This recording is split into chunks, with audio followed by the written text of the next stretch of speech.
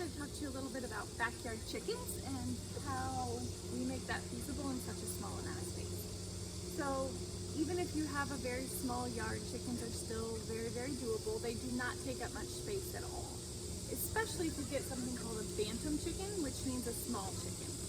So I have 6 silky chickens. Silkies are bantam chickens, so they are smaller. They're also known to be very, very kid friendly. They like to be held, they cuddle, they're very friendly. They're great with my children and my dogs. So this is a pet slash food. We don't eat the chickens, but we eat their eggs. So that's why we love silky chickens, is because they are great for small spaces because they're small, and they're great with kids and pets and dogs. So this is the coop that we have. It's a small coop. It actually shouldn't hold this many chickens. So right now I have 6 chickens. However, I live within city limits and they don't allow roosters. So when I got them as hatchlings a few months ago, we did not know if they were boys or girls. And we found that one was a boy, so we'll definitely be getting rid of one, possibly more, because they're not allowed within city limits because they crow. And we're very, very close to neighbors, and my city doesn't allow that. So you have to figure out what your city regulations are. So this hutch, if you get normal sized chickens, I wouldn't do more than 2 or 3, but with these smaller chickens, they can do 5, especially because they free range all day long. Here's the coop that I got off Amazon. There's a few features that I like a lot about it. It has multiple entrance points, so this gate obviously opens and closes.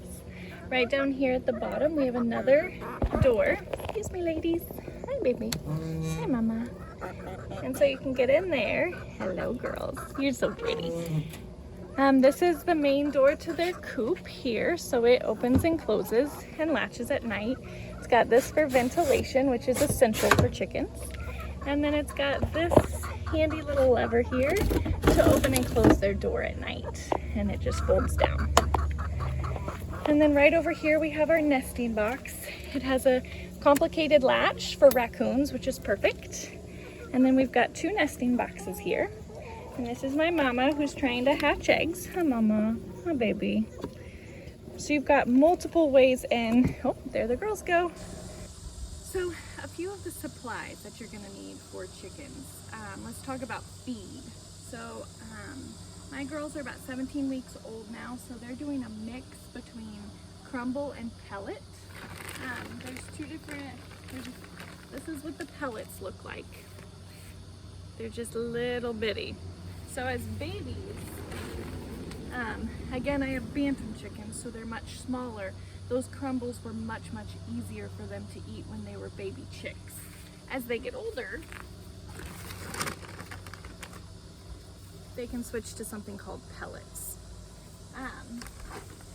So one thing I highly recommend is being cautious of the medicated feed. So as chicks, one thing I did was I got the medicated feed because I heard it would help prevent coccidiosis. The problem was that medicated feed restricts the vitamins that they are able to take up. And so my girls ended up with something called Rhineck, which is where they cannot support, it's a vitamin deficiency and they cannot support their own neck. And it's very, very awful to see. And you have to give them some supplements that you can find at Tractor Supply or pet food stores. So so after that, I switched to the non-medicated organic. So now this is the feed that I get. It is a non-medicated, as well as this one. This is one that is good for girls that are laying. So if you have hens that are laying, this is a good one to have. So I'm at an in-between. I give them a little bit of each of those. This is called chicken grit. If they're going to be in a coop, this is something that they should definitely have. So before they were able to free range in the backyard, they had to get this on a regular basis to help them digest the food. Here, this is just from Tractor Supply. I think it was $6 for the bag. I opened it upside down, I'm sorry. It's just pine shavings, and that I put in their nesting boxes. I also have a bag of sand. The sand is what I put in the coop where they roost at night. I don't know that I would recommend that if you have a large coop, but again, with backyard chickens, you have to have a very small coop So it's very easy for me to take a cat litter scoop and scoop it out each day. I'll show you how I do that shortly.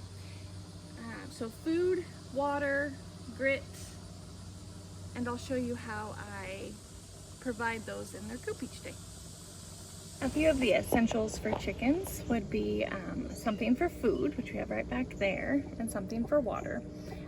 Also in Kansas it gets very, very hot, so this is one of the things I do to help them keep cool. I freeze treats on a plate or frozen watermelon, and they can eat that when it's really hot.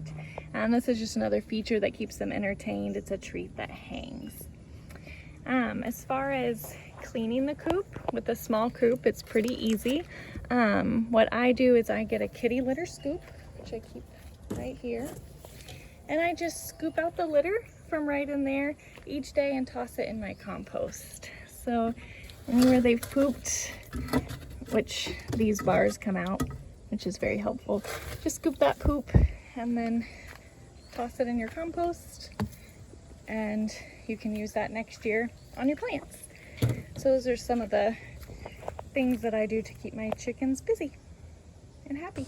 Another thing I wanted to talk about with bantam chickens, so the smaller chickens, is the size of the egg. So you're going to be getting a smaller egg than you would be if you got a full-size chicken. So there's pros and cons to getting a full-size chicken. If you have more space, full-size chickens are great. Again, I have very small amount of space, so I needed a small chicken for my yard. And so this is a normal grocery store egg, the size that you would get from the store. And this is the size that my girls lay. So a little bit smaller, as you can see. So I just want you guys to know that if you get a bantam chicken, you're gonna get a bantam egg. Bantam just meaning a little bit smaller. So that's something that you can expect. As far as laying, my girls, 2 of them are laying age right now.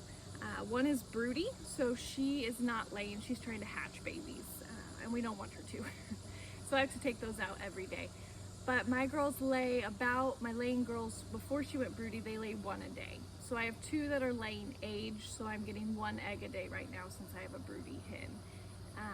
I have 4 more that are deciding. We haven't figured out if they're boys or girls yet.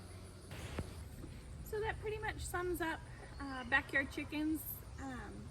They're very, very, very easy. The main thing is to make sure your coop is predator proof, which is why we have all the locks. We have chicken wire underneath, excuse me, and we make sure to lock them up each night. We have, even here in the city, we have fox and raccoons and coyotes and hawks, so we got to make sure we keep them safe from all of those. In the beginning, they're a little more intensive when they're babies, but then once they're old, you fill up their water and their food. That lasts them about a week. I let them out of their cooped part each morning into their run, and then later in the day, I let them out to free range for the rest of the day. They're one of the easiest pets that we have. We have cats, dogs, rabbits. She had a lot to say. And they're one of our easiest animals for sure. They're very sweet, they're very loving, they love to cuddle, they're great with the animals and my children, and they give us eggs each day. So I don't have a whole lot of bad things to say about backyard chickens. I'm very new to it, but so far we are very much loving it.